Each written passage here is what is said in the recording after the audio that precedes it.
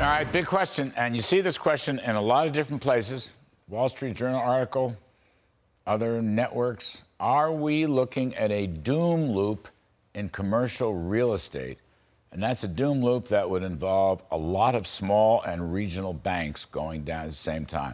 Maybe one of the biggest threats to the economy, at least potentially. Joining me now, Kevin O'Leary, Mr. Wonderful, chairman of O'Leary Ventures, Shark Tank Investors, and author of The Cold Hard Truth on Business, Money, and Life. I always love the money and life, Kevin O'Leary. Welcome back to the show.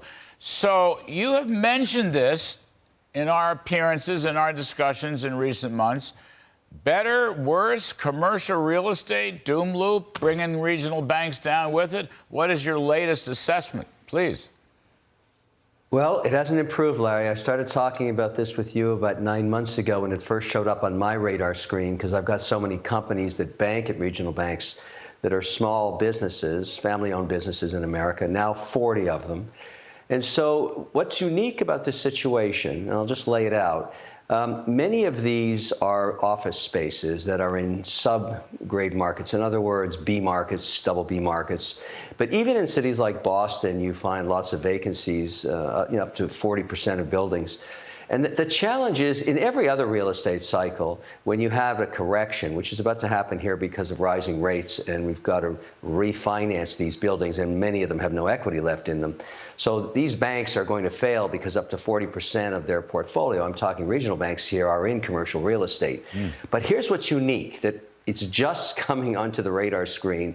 Most of these cannot be used again as office because the economy has changed. No one saw this coming, but up to 40% of people that work in small businesses don't return to offices anymore. So we have to repurpose this. You have to take an old office and turn it into a climate-controlled storage or a condominium.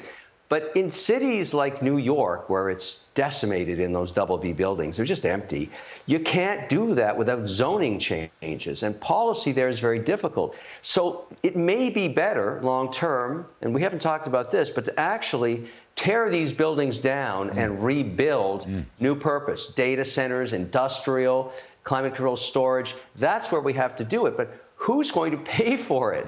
That's what the question is, because we're talking about $1 trillion in aggregate here. So there's big problems, and it's going to manifest itself in these regionals over the next 36 months.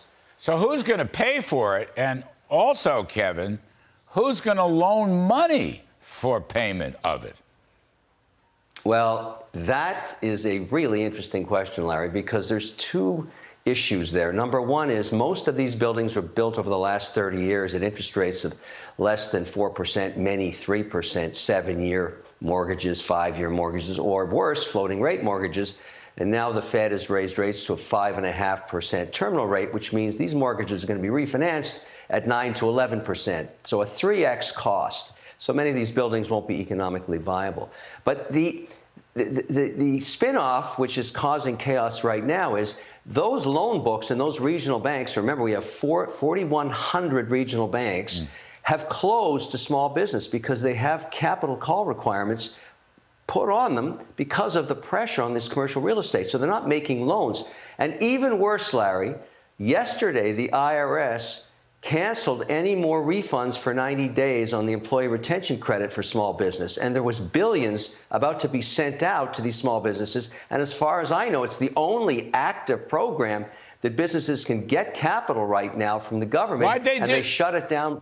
Why'd they do that, Kevin? I wasn't even aware of that. Why'd they do that? No, what was the logic? They did it because the concern of fraud in the program. And I would tell everybody that every government program that involves an application has fraud in it, but 90+% of the people that apply for this are good men and women in small businesses in America. Maybe it's as high as 95%. And so the IRS, because they're concerned, and I understand they're concerned for the 5% or whatever it is that are filing these fraudulent claims, they shut the whole thing down for 3 months. Now I guarantee you in Congress over the next few weeks, the senators that know about this program and their constituencies are going to be calling the IRS saying, why did you do this? We were about to, I've got over 800 of my companies have applied for this. Over half of them received their money. In some cases, It saved them. They got 600,000 back when they couldn't get any money from a regional bank. Yep. Boost Oxygen's one of them. Snarky Tea is another one. These are companies never heard of, but they're alive because of the employee retention credit.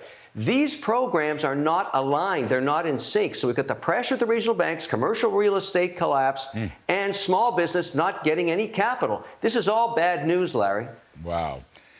As usual, the thinking in Washington, D.C. is unhelpful, to say the least. Kevin O'Leary, we appreciate your time. As always, thanks so much. Talk soon.